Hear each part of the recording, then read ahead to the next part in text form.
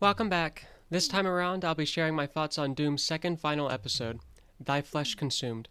This episode is a bit different from the ones that came before because it released as an expansion to Doom, and as a prequel to Doom 2, which is pretty unnecessary since Doom's ending card has the player on Earth. However, id Software wanted to respond to diehard fans who thought the base game was too easy, and because of that, the designers at id Software set out to make maps that would be the ultimate test of a player's knowledge of Doom. The ultimate Doom, one could say. However, it was developed under a tight schedule that let many oversights slip in, and this makes the episode somewhat annoying when playing through it as part of the Doom campaign. Yet I can still imagine how on replays it becomes the most enjoyable episode for some people. The first map is Hell Beneath, and this is the smallest map in the Ultimate Doom. First off, let's address the art direction of this map. It features a lot of wooden structures, and this will be the prominent visual style of Thy Flesh Consumed. It's almost as if this episode takes place in a small urban town, and with later levels we'll see more mountainous geography leading into some maps. Also introduced with this map is the increased difficulty found in Thy Flesh Consumed, and a little bit of a different approach towards how to design a Doom map. In Hell Beneath and a few other levels, your ammo is extremely limited, but unlike the Shores of Hell, where you're given a berserk and a chainsaw to compensate in most levels, Thy Flesh Consumed expects you to play it like Wolfenstein in some parts, especially in the first level. You'll be popping in and out of corners to avoid hit-scan fire and take demons out slowly, in order to preserve your ammo and your health, of course. Oh, did I forget to mention that in Ultraviolence there are only 9 points worth of health pickups? Well, no, this video is scripted. But anyway, this episode ain't fucking around. In addition to that, this level uses teleporters in a way not seen in prior Doom episodes.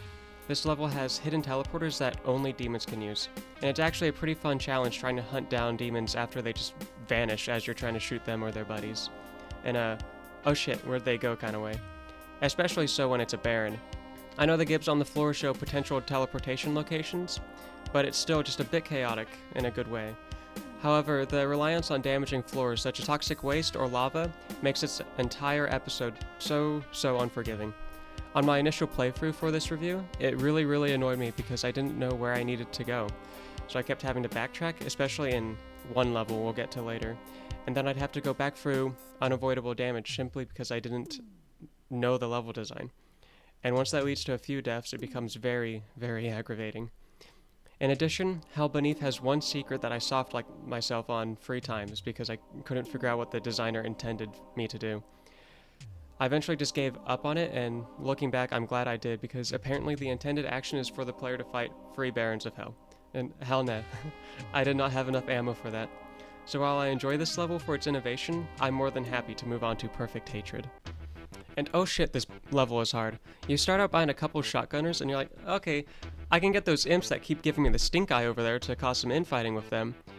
And then you see the swarm of cacodemons headed your way and start panicking. I love this level, but it sure does not love me. Alright, real quick, get those imps to hit each of the shotgunners so they'll infight. Even better if you get lucky and the imps infight with the pinkies, or you can get a shotgunner to infight a caco. But don't stick around too long. Once the shotgunners are infighting, peek over the ledge in the center to wake up a caco down there. Now drop down where they used to be and snag that radiation suit. Run around to the end of the level where you can find the soul sphere. Now go back to the start and through this hallway. You'll get some much needed ammo at the expense of having to deal with some imps. Now head back down that stairway and camp the cacos until your rad suit starts to wear off. Then head back up and fight the remaining cacos there. You'll need to keep as much distance as possible and focus your shots on one at a time to reduce the amount of projectiles you have to dodge ASAP. Once they're all dealt with, let out a victory cheer and get to work on the rest of the level. Yeah! Which is kinda difficult, but definitely a lot more manageable once you get the plasma rifle and rocket launcher. There's also a cyber demon at the end of the level, but you can just telefrag him, so he's kinda not even worth mentioning. This level is so fucking satisfying, but also so fucking annoying. And that's kinda how I feel about the following maps too. It all depends on how you approach these maps and what kind of experience you're expecting out of them. These maps are intended for people to replay and figure out where all the goodies are in order to beat them on Ultraviolence, something that is just not necessary in the first 3 episodes. And I didn't realize that until after I played for the entire episode, because I'm fucking stupid. But once I realized I'm not supposed to beat any of these first try, I'm supposed to work through it like a Sonic game, trying to learn the tricks and traps of each level. I replayed the episode, and it's a lot of fun. I just wasn't expecting that sort of experience since the first 3 episodes were so easy. Anyway, now on to Sever the Wicked, and this level is actually a cakewalk compared to the last 2. I appreciate it because it's kind of needed after the prior 2 levels, like, beat the shit out of you. But this is another thing that really separates the design structure of Thy Flesh Consumed from the rest of Ultimate Doom. Knee Deep in the Dead, The Shores of Hell, and Inferno all had the player steadily increase in power while increasing the difficulty as well. And that made for a very fun package that could sometimes be a bit exhausting because each level after was more difficult than the last. And I'm quite glad Thy Flesh Consumed gives the player a bit of a breather. Plus, this level acts as a little taster for city levels in Doom 2, and honestly does a better job of conveying buildings with multiple floors even though the Doom engine can't actually have multiple floors stacked above one another. And this map actually seems sort of like a river walk. You have areas on both sides to get up and view the water, and a bridge to move across, and a big shopping center on one side to suck in tourist money, and I even like to imagine that the structure on the other side from the shopping center used to be a restaurant with outdoor seating. Overall, definitely the most human feeling map within Ultimate Doom. Next, we have another easy map with Unruly Evil, and this level is actually a bit bizarre in my opinion. It's actually so easy that I forgot about it. I kind of remember talking shit about the demons in the final arena, and we open that, and we get a fight. Oh, some more of those guys. Some more of those guys. Okay. I've seen this gore. I've seen these giblets before. Hey, rude. You're supposed to die. But honestly, it was just over too quick and didn't leave any impression on me. Then we get to They Will Repent. And this map starts bringing back more difficulty, and has some visual flair all its own. This map might be the best in Thy Flesh Consumed when just doing one playthrough. It has some fun exploration, especially because it gives you multiple paths to choose at most key doors, and is by far the most encouraging use of damaging floors in this episode.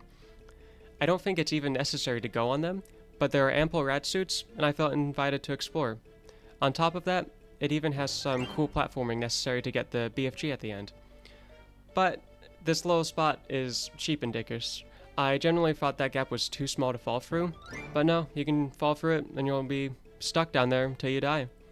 You have to pistol start the entire map, which isn't a problem on repeat playthroughs, but this is a trap I feel should have been removed before release. It honestly wouldn't surprise me if this was an oversight. This little gap and the secret in Hell Beneath really shows this episode was rushed, and having to redo this level over what felt like an oversight left a really bad taste in my mouth as I went into Against Thee Wickedly. And oh boy, I fucking hated this map. At first, that is. This is the map that really emphasizes that this episode is designed for people to learn the maps and replay them, not just as a thing you can do if you really like the game, but as the intended way to play through this episode.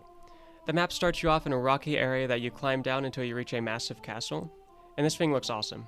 And I really love that this is obviously not the front of the castle, but just some sort of guard tower surrounded by a small moat that leads into the rest of the map. It really feels like Wolfenstein, where you can't just barge in head first and have to take a more subtle route, even if you're not being so subtle while doing so. The interior is even more grand, with a huge area in the center that appears to have been 2 floors that caved in, perhaps due to human resistance against the demons. However, because of the collapse, there's not any sturdy ground in the center of the castle, and the water has been turned into lava via demonic corruption. This means that you'll have to climb up to the demonic teleporter in the center to get to each side of the ruined castle, and every time you do that, the lava drains your precious health points.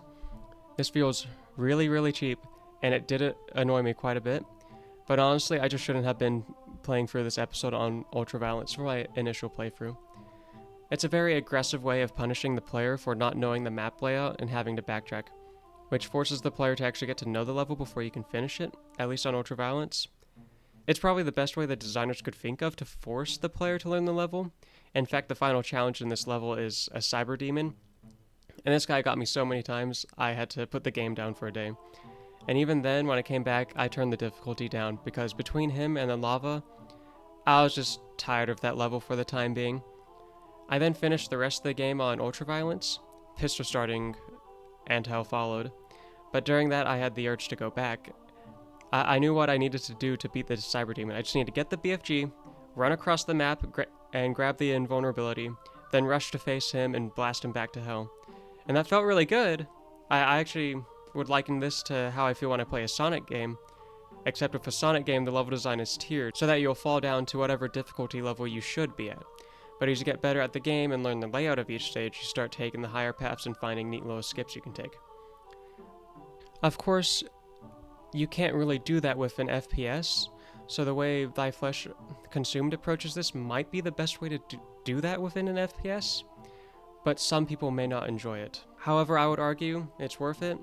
Just be patient and expect to have to pistol start some maps unless you play on a lower difficulty first.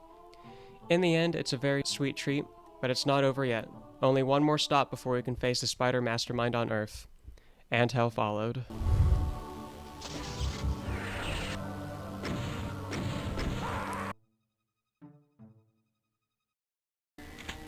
This map tones down the difficulty again, and honestly I really wish Against Thee Wickedly was the penultimate map and instead this map was placed before Sever the Wicked. This map has a secret cyber demon instead of relying on you to kill it, has more than enough rad suits to traverse the toxic sludge, and overall just does not fit as the penultimate map. For what it's worth though, this map is a fun time. The arena with the exit switch is, I think, the largest arena in Ultimate Doom, and it's filled with enemies and even has a couple barons that will chuck projectiles your way from above. It makes for one of the most dynamic arenas in the entire game, only topped in that regard by the following level, Unto the Cruel, with the final boss fight. This level starts off kind of imposing. As soon as you open this door, you'll be greeted by an absolutely insane amount of hit scanners, but don't worry. Try to run as far as possible and then back through the door, and the hit scanners will all wake up, try to shoot you, and shoot their buddies. Now just sit back and enjoy the choir. The rest of the level is pretty easy too, and even has this area which I assumed was a platforming challenge, but it's really just a bunch of pillars you can activate and they'll drop down to give you a goodie. Make sure to grab all these and then head to the final encounter. This last room is awesome. Barons, imps, hit scanners, lost souls, and the spider mastermind. You can either fight fair or just blow him to hell with the BFG. But since we're using the Kex remaster, save the mega armor and the supercharge until after the fight so you can snag an easy achievement.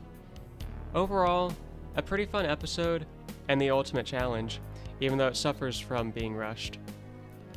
Now, I know, after the last video you're expecting some more political commentary, but I'm gonna be honest, there's not really anything to go over with Thy Flesh Consumed. Sure, it contains the theming of Doom, but it doesn't really add anything. But there's still one thing I need to talk about from the original 1993 game before we move on to SIGIL, and that's the musical inspiration for Doom. Did you really think I wouldn't talk about the wokest music genre there is? I'm ready to rock. For those dozen of you who watch my videos and aren't just scraping the internet for any and all Doom content, Doom's music takes very strong inspiration from rock and metal, and I'm going to be using the music as Doom for more arguments in favor of my progressive perspective of Doom, because those genres, and particularly the songs that inspired Doom, cover very progressive topics. But please don't be disappointed that I'm not going to delve too deep into each song. I don't normally listen to lyrics, so I've not listened to these at all before making this video. First, we'll look at Master of Puppets by Metallica.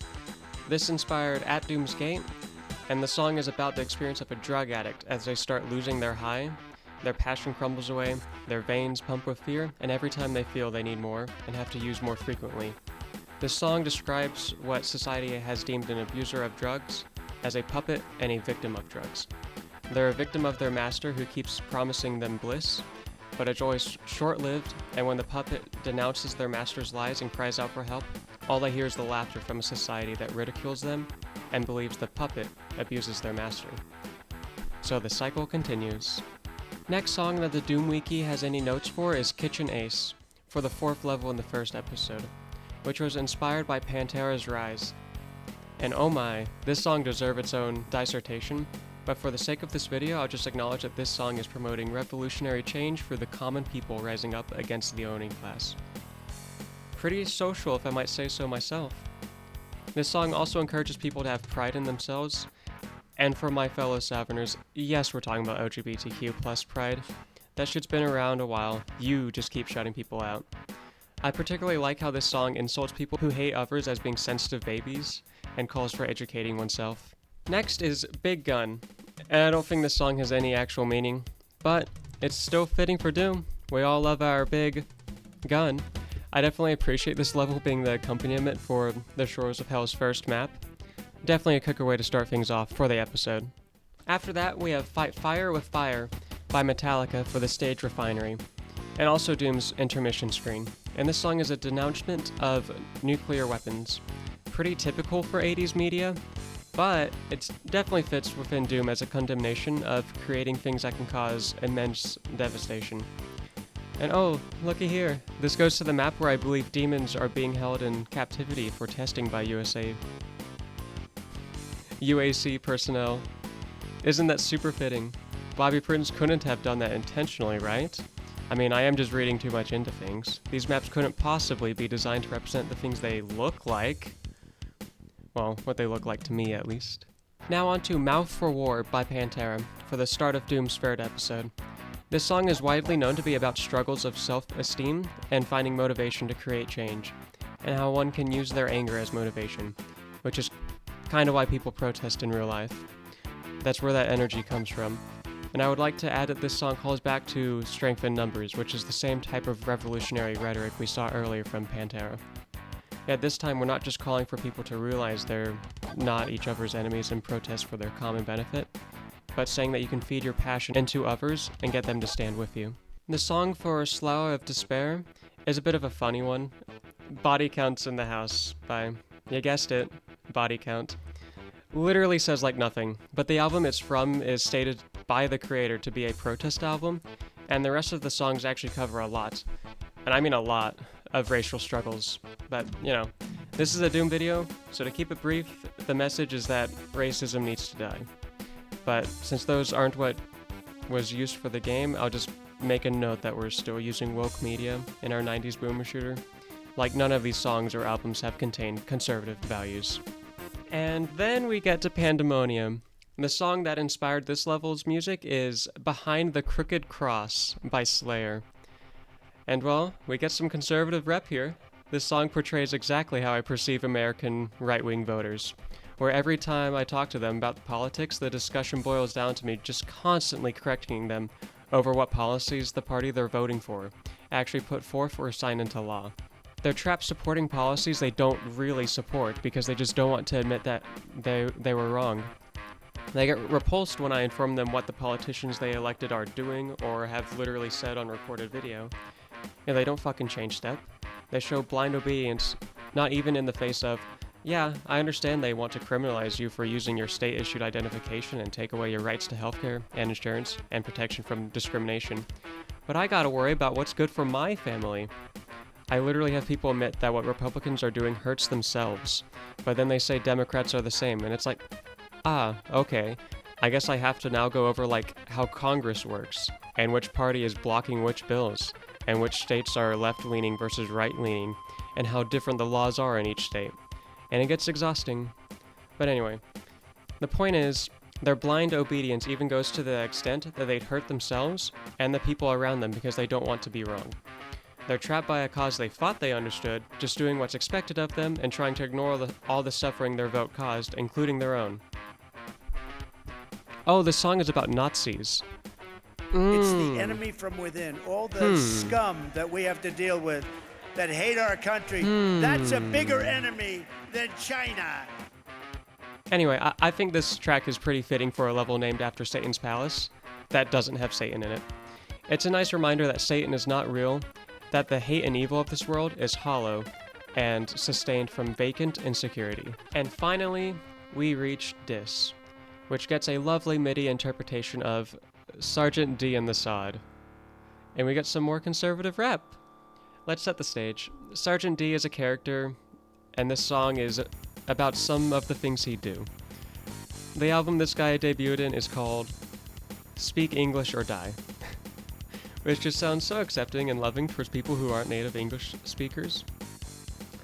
This album is in fact not meant to be political, but is instead just meant to piss people off, which, I mean, fair enough, think what you want, but that just sounds like a politically incoherent protest. However, I can't get into the controversy of these songs. Either you're sane, and you think the characters like Sergeant D are disgusting, horrible people, or you're a psychopath who loves them. these songs aren't super thought-provoking in any way to me, but within the context of Doom, this song is used to represent the Spider Mastermind. So to Bobby Prince at least, these characters were evil incarnate. I'm so fucking happy to be done listening to those. I am sorry, I just really don't like lyrics. It is hard for me to listen to words and instruments at the same time. Just does not mix in my ears. However, I really wanted to go with the music of Doom because I know the soundtrack is celebrated for taking rock and metal inspiration, and I do believe there's some deliberation of where each song is placed based on the lyrics from their inspiration. We start with a miserable wretch abusing drugs who starts protesting, then starts using their passion to inspire others. There's a developing story there, and Doom Guy is inspiring. I see my channel statistics. I know you guys have worked out to Doom music and thought of yourself as a badass demon slayer to motivate yourself while working out. And then we even get tracks that just fit the setting of each level, such as Fight Fire with Fire for Refinery, Behind the Crooked Cross for Pandemonium, and Sergeant D and the Sod for Dis. Thanks for sticking around, and if you enjoyed, please make sure to like the video. Next video will be a short detour from Doom, as I want to give some perspective on why I think art is important and why I think the messaging within art should be taken seriously, regardless of how in your face it is, and how the messaging within art can keep its meaning even if it is reused just because it's cool. This video will be setting up claims I'll be making in later Doom videos, and is a bit of a response to anyone who argues that since Doom's story isn't explicit, that it's not meaningful. So I fully recommend watching it even if you're not interested in Petal Crash. And maybe you'll even be persuaded to give the cute game a go. If you want to be notified when my next video releases or when I'm streaming, make sure to subscribe and click the bell icon to enable notifications. If you want to help support the channel and make these videos easier to produce, you can do that over at patreon.com/ARVerility. All patrons will get a shout out at the end of the video, and immediate access to my videos as soon as they're ready instead of having to wait on whatever release cycle I decide on once I have a more regular schedule going on. Anyway, currently I have one patron. Thank you, Joshua. Your support is greatly appreciated. Lastly, I want to give a moment of thanks to everyone who watched and commented or liked my last video. That video did so much better than any other video so far, and I really appreciate the engagement. I hope my channel is able to spark more discussion on the meaning within Doom, Quake, and even Wolfenstein, and I'm so grateful to y'all for the support and feedback on what you think. Even if you disagree, please share it. I won't be able to predict every dissenting opinion, so I may not be able to address or even consider what you think unless you say it. So please, say what you have to say. And as always, take care,